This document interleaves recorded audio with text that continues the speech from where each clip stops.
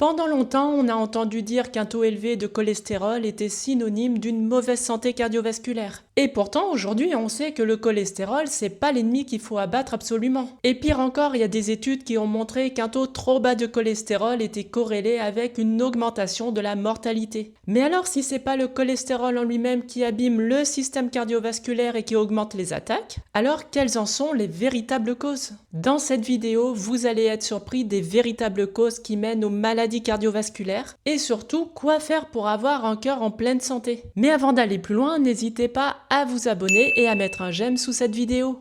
Et si vous voulez en savoir plus pour être en pleine santé, j'ai réalisé une formation gratuite et je vous ai mis le lien en description. Alors la première cause qui mène aux maladies cardiovasculaires, eh bien c'est l'hypertension artérielle. Quand on a de l'hypertension, le sang il a moins d'espace pour circuler, donc la pression elle va être plus forte. En fait, pour faire une analogie, c'est un peu comme un tuyau d'arrosage. Plus le tuyau il va être gros et plus la pression elle sera modérée, et au contraire plus le diamètre du tuyau va être petit et plus il va y avoir une pression qui est forte. Eh bien on peut dire que ça marche exactement de la même façon pour nos artères. Et en fait le problème c'est que la pression qui est élevée, elle va provoquer des micro-déchirures sur la paroi de nos artères. Et ça va altérer ses fonctions. Donc par exemple elle va produire moins d'oxyde nitrique qui est notre principal vasodilatateur, qui est notamment essentiel aux artères pour être bien ouvertes. Mais elles vont aussi être moins efficaces pour prévenir l'apparition de caillots. Mais en plus de ça, plus la tension au repos est élevée et plus ça va venir diminuer leur élasticité. Donc à long terme, ça va amener une rigidification des artères. Alors que l'élasticité, elle est vraiment essentielle pour la bonne santé de nos artères. Donc les solutions pour faire baisser naturellement sa tension, qui vont intervenir bien sûr en plus d'une médication. Ça va être par exemple la consommation de 30 grammes de graines de lin par jour, l'activité physique aussi qui est vraiment très importante pour aider à diminuer la tension. Par contre, bien sûr, quand on est en hypertension, on va pas faire une activité physique qui est violente. On va au contraire privilégier tout ce qui est activité physique assez douce. Mais en tout cas, c'est sûr que ça reste un axe fondamental. On va avoir aussi tout ce qui est plantes comme l'hibiscus, les feuilles d'olivier ou encore l'aubépine et d'autres aliments comme l'ail ou encore la supplémentation en oméga 3. La deuxième cause qui va mener aux maladies cardiovasculaires, c'est l'hyperactivité plaquettaire. Dans notre sang, on a des plaquettes qui circulent. Et quand ces plaquettes, elles captent une lésion, elles vont s'activer, se coller et appeler d'autres plaquettes. Et ça dans le but simplement de former un caillot au niveau de la lésion. Donc ça, c'est un processus qui est tout à fait normal. Mais le problème, c'est que dans certains cas, elles peuvent s'activer et ça même sans lésion ou alors dans des conditions qui sont pas nécessaires. Et c'est ça qu'on va appeler l'hyperactivité plaquettaire. Les risques, eh bien, c'est la formation excessive de caillots qui vont augmenter les risques de thrombose, mais aussi augmenter les risques d'infarctus et d'AVC. Donc les causes de cette hyperactivité plaquettaire, elles sont assez variées. On va avoir par exemple l'hypertension, les plaques d'athérome, l'inflammation, le stress oxydatif, le tabac ou encore une alimentation qui est trop riche en graisses saturées. Au niveau des solutions, eh bien c'est déjà d'adopter une alimentation qui est anti-inflammatoire. Donc qui est riche en végétaux, en glucides complexes, en oméga 3 ou encore en antioxydants. Les végétaux de manière générale sont très riches en polyphénol et en antioxydants, surtout ceux qui sont très colorés, mais on va avoir aussi tout ce qui est super aliments comme le curcuma, le gingembre, l'huile d'olive ou encore le cacao. En troisième, on a l'oxydation des lipides. Le cholestérol, il est essentiel pour notre organisme, mais le problème c'est que parfois les protéines qui le transportent, eh bien elles peuvent s'oxyder. Et c'est à ce moment-là qu'il va y avoir un risque de dépôt de cholestérol dans les artères. Donc ça vient augmenter les risques de formation de plaques d'athérome.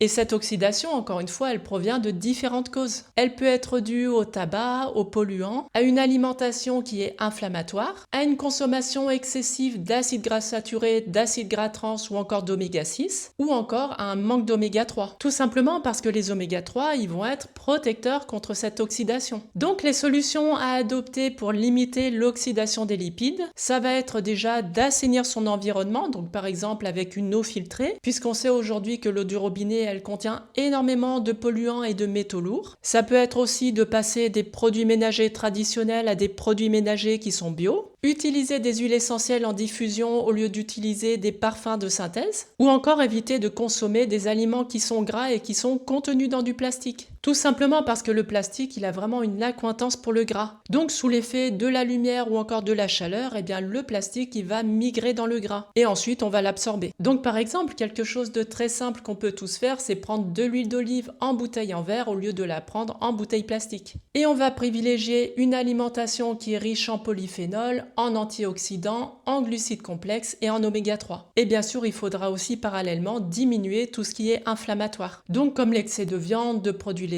d'acides gras saturés ou encore d'oméga 6, limiter l'alimentation industrielle et éviter les sucres rapides en excès. En quatrième, on a les catécholamines. En cas de stress, nos glandes surrénales, elles vont sécréter un neurotransmetteur qui est la noradrénaline. Elle est sécrétée pour avoir de nombreux effets sur notre corps, mais elle va notamment provoquer une vasoconstriction des artères. Donc ça, c'est ce qu'on appelle un facteur spasme, tout simplement parce qu'elle va avoir un effet de spasme sur les artères. Donc le stress, il est directement lié au risque d'AVC et d'infarctus. Et en plus de ça, il entraîne aussi un risque d'augmentation de la pression artérielle. Et comme on l'a vu précédemment, l'hypertension, c'est un des facteurs majeurs qui mènent aux maladies cardiovasculaires. Donc la solution à apporter, eh bien, c'est d'avoir une meilleure gestion du stress. Donc si on a un stress chronique, ça va passer par une supplémentation en magnésium. Au niveau des sels de magnésium, on choisira idéalement du glycérophosphate ou alors du citrate de magnésium. Donc moi, ce que je recommande, c'est de faire une cure correctrice, donc à raison de 2 fois 300 mg par jour et jusqu'à 3 fois 300 mg par jour. On va avoir aussi la respiration complète, la médication ou encore la pratique de sport et plus particulièrement tout ce qui est sport d'eau. En cinquième, on a l'homocystéine. En fait, c'est un facteur de risque cardiovasculaire quand elle est trop élevée. L'homocystéine, c'est un agent qui va augmenter l'agrégation des plaquettes et elle augmente les risques de phlébite, d'embolie pulmonaire, d'AVC et de plaques d'athérome. Donc pour pas que cette homocystéine soit trop élevée, il va falloir s'assurer d'avoir une bonne méthylation. Et pour ça, il y a 3 vitamines qui sont essentielles. C'est la vitamine B6, la vitamine B9 et la vitamine B12. Mais encore une fois, à côté de ça, ça va être essentiel d'avoir une supplémentation en magnésium parce que toutes les vitamines B, elles agissent pas en tant que telles, mais en tant que cofacteur qui est activé par le magnésium. Donc c'est-à-dire que si vous vous supplémentez en vitamine B, mais qu'à côté de ça, vous n'avez pas assez de magnésium, eh bien ça aura tout simplement aucun effet. En fait, des déficits en ces 3 vitamines et encore plus la vitamine B9 et la vitamine B12, eh bien ça peut être tout simplement à l'origine d'une homocystéine qui est trop élevée. Donc ça, c'est très facile à corriger, il suffit de prendre une supplémentation minéraux-vitaminique quotidienne. Et idéalement, à côté de ça, rajouter une supplémentation en magnésium. Donc voilà, eh bien on a fait le tour des causes majeures des risques de maladies cardiovasculaires. Après, il y en a encore d'autres, comme la LP petit a par exemple. Mais je me suis pas attardée dessus tout simplement parce que ça, c'est plutôt un facteur génétique. Et à côté de ça, on va aussi avoir tout ce qui est tabac, polluants ou encore surpoids. C'est aussi des facteurs qui sont directement liés à l'augmentation des risques de maladies cardiovasculaires. Donc voilà, j'espère que cette vidéo vous a plu. Si c'est le cas, n'hésitez pas à vous abonner et à mettre un j'aime. Et moi, je vous retrouve très bientôt dans une prochaine vidéo.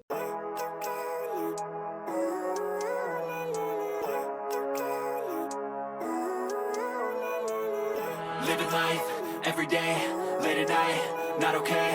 All I want, and I pray, all I need are some better days.